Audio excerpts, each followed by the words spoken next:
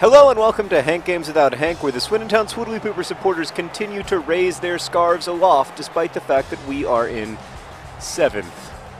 What's happened? A lot of draws. A lot of draws. We need to get a win. We need to get a bunch of wins, and we need to get them all in a row. We are good enough to be winners, and I don't know why we aren't. We have Silva y Silva, Ginger Rampage up front. I'm starting this time John Green and Andy Rooney because I just don't feel like John Green and Leroy Williamson have proved to be the strike partnership that I'm looking for. Look, there's no question that we're hurting without Ball John Green this season, but what can I do? We couldn't afford him. Today I'm going to talk about the casting of the Fault in Our Stars movie. You know who we can afford, Green Eggs and Fotheringham. He's been off and on about whether he wants to stay with the Swoodilypoopers, but he has signed a contract, so he has no choice. Am I willing to hold him hostage? In a word, yes.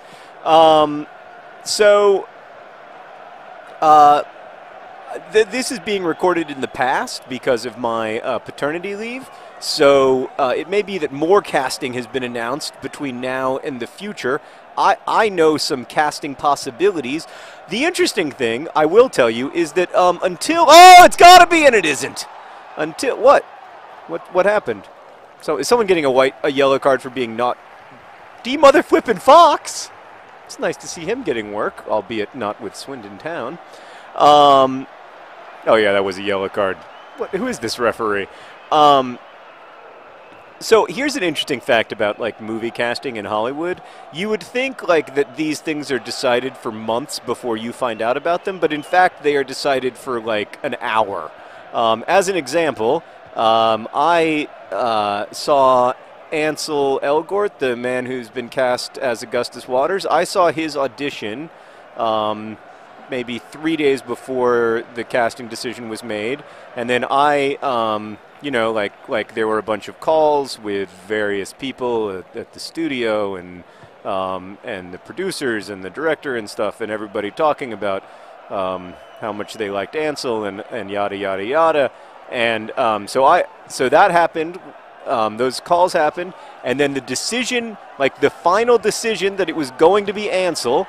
That we were going, you know, was made, and then within an hour, I was at the gym when I got the call saying like, okay, we're gonna do it, and I was like, yay, I love him so much, I'm so happy, yay! I was at the gym, I finished my workout, and it was on. Oh, who is it? It's Bostock! He still doesn't have a song. I can't even know. I don't know what to sing. Are you messy? Are you messy? Are you messy in disguise?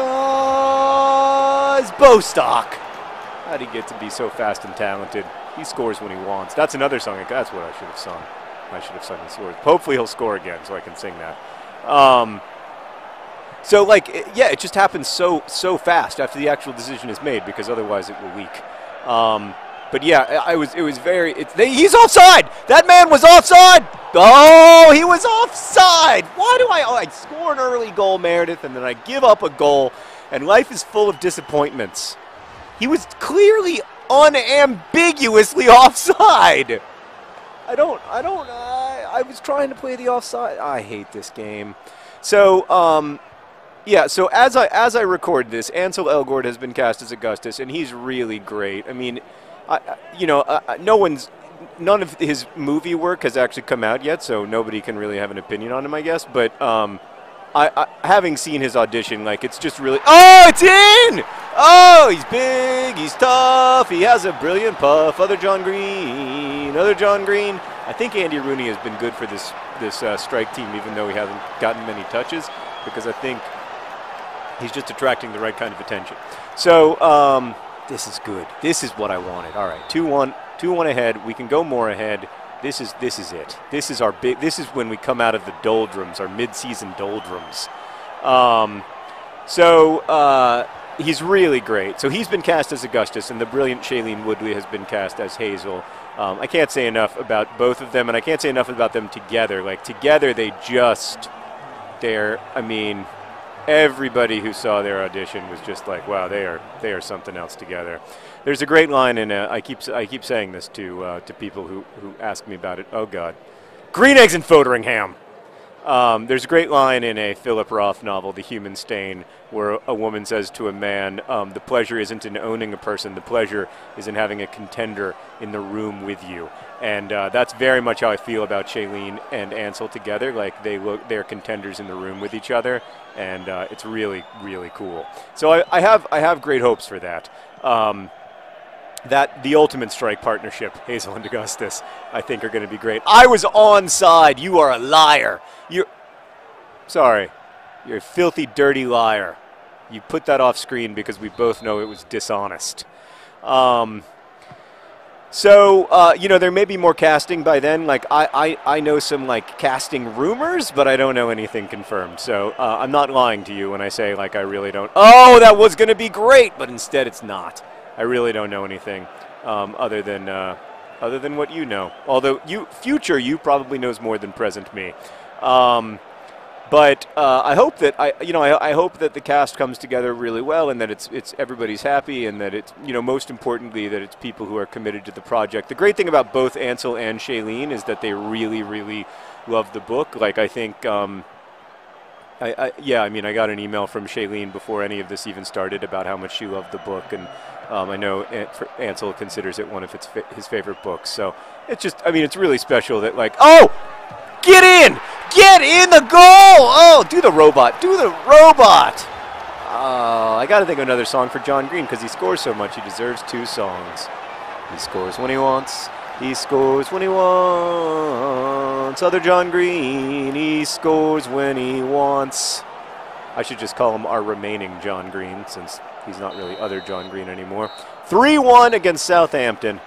This is what we needed. This is Swoodilypooper football. Let's have a great second half, boys. So I think, so I feel good about it. The process of, you know, being involved for this process is something I really did not expect. And even when, even when they said, like, you're going to be involved in every stage of the process, I was like, yeah, right, Hollywood lies. But in fact, I really have been. And, like, I've been, they've been really, really nice to make me, to take my voice seriously in all of this, even though I know I don't know anything about movies. But I hope that it continues to be people who are really passionate about the book and really care about it. I guess the big outstanding roles are for Hazel's parents, Peter Van Houten. You know, Peter Van Houten. There will be an interesting casting moment. I mean, I like the idea. I don't really know. I don't know exactly where you were going with that, but that was the best build-up play we've had all season. So it was a terrible finish, but the build-up play, which I think involved 3 episodes of the Y button, was really, really attractive. I mean, I'm starting to feel like this movie is gonna happen, and I really am hopeful that it's gonna be good. It's tremendous pressure on everybody. I think everybody feels that because they know that there are a lot of people who really love the book and care about it, and will feel. I think will feel if they feel like the movie doesn't reflect the spirit of the book, that those people will feel very kind of hurt, for lack of a better word, and I still believe that nothing affects the text of a novel, and, like, the book doesn't change whether the movie's great or if it's terrible. But I know how important the movie is, and if it's going to be made, and it looks like it's going to be made, I want it to be as good as it can possibly be. And I really feel like the people who are around it are the right people. Like, I think the director, Josh Boone, really understands this kind of story. I think he understands smart teenagers really well.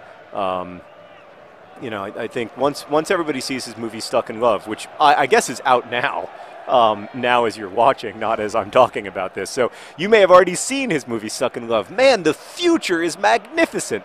Meredith, what if something terrible has happened and, like, I don't know, like Macedonia has been destroyed or something, and the whole world is different, and I'm sitting here talking about everything from the past as if it was all hunky-dory, and they're like, John, how could you not be addressing the destruction of Macedonia? But I don't know about it. Now it's getting, well, I picked Macedonia because I think they're in good shape right now, but you never know. It could be Macedonia. I'm taking. I'm gonna put in Jerry Cokie. He's been cranky about his playing time, which fair enough. He hasn't had any because Merrick and Bostock have both been absolutely fantastic. Um, I think we're just going to leave everybody else in. It's hard right now. It's interesting because as bad as the Swoodilypoopers are playing, there's a lot of people who feel like they're not getting enough playing time, and I'm like, well, I mean, if we were winning more, we would be rotating. I don't know. I don't know. What do I know about managing a soccer team? So I.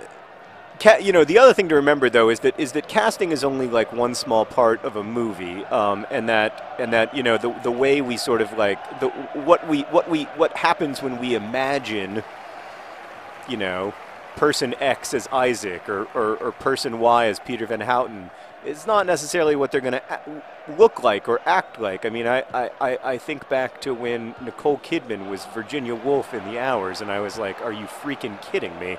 But, then she looked and talked exactly like I imagined Virginia Woolf, and she became Virginia Woolf to me.